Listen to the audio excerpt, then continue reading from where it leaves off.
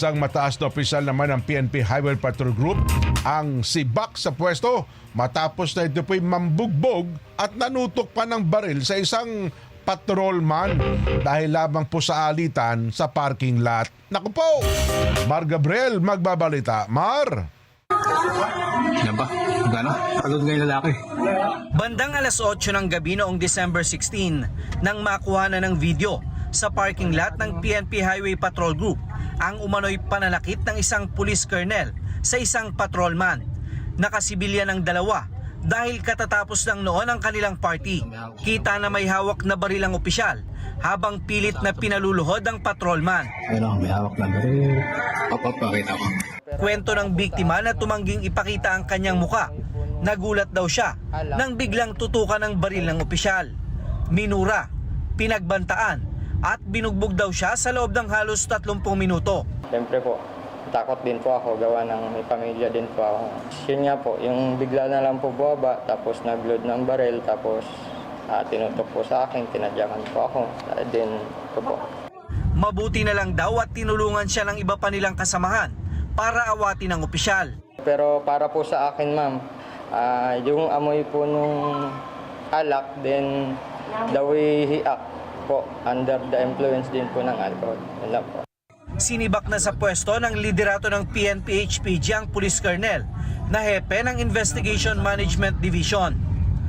Tiniyak ni HPG Director, Brigadier General Hansel Marantan, na hindi niya kukonsintihin ang opisyal kahit pakaklase niya ito sa PNPA Kabalikat Class of 1998. It can be dumating siya na lasing, that's an allegation kasi dinideny na niya eh. Whether or not dinideny niya o hindi, obvious naman what had happened even without the liquor. Nakita naman dun sa ano, he is admitting it na nagtutok siya, meron siyang sariling reason daw siya about it. So okay, you write down on the document also, form part of your counter affidavit. Nasa restrictive custody na ng HPG ang suspect, nasasampahan ng kasong grave threat at physical injury, bukod pa sa mga kasong administratibo. Well, grave threats, that's very obvious. We will file that. At slight physical injury. Well, maybe you will be asking me about kung ano yung administrative. I said, your criminal liability is also your administrative liability. That's dismissal per se. Samantala, sinibak na rin sa pwesto ng Police Regional Office 8 ang 16 na tauhan ng Dolores Municipal Police Station sa Eastern Samar na nagiinuman sa loob ng istasyon kasabay ng kanilang party noong December 15.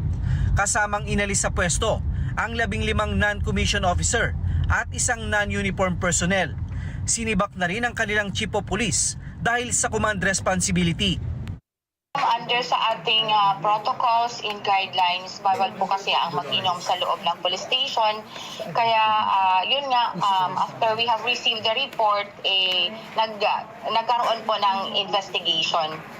If mapatunayan po na mayroon ngang error or violation of the protocol sa part ng ating involved personnel, ay meron pong karampatang penalty po. Nakatakda namang magpadala ng augmentation force ang Police Regional Office 8 sa nasabing istasyon kasunod ng pagkakasibak ng kalahati ng kanilang puwersa. Mar Gabriel para sa 100% balita.